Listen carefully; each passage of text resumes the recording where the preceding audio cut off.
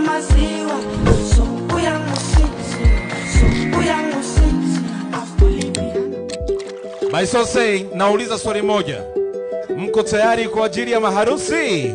Na hii ni ishara wazi kwamba sasa bwana na biharusi wanakwenda kuingia ndani ya ukumbi.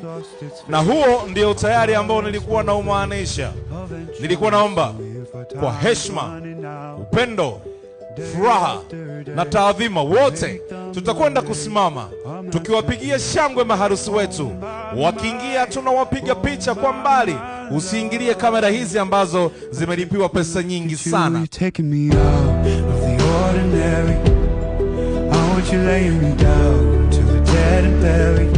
Baba mtakatifu, Mungu mwenye enzi, uliyeweka ndoa tangu mwanzo na ukaibariki. Baba, wakati wa sherehe hizi, tazama sasa kama watumishi wako tunawabariki mtu huyu na mkewe, wawe baraka kwa watu wengine.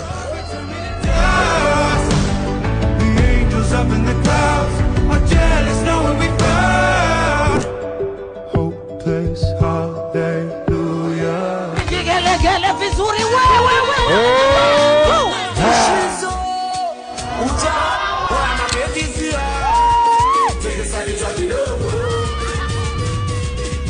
Sikiliza kidogo.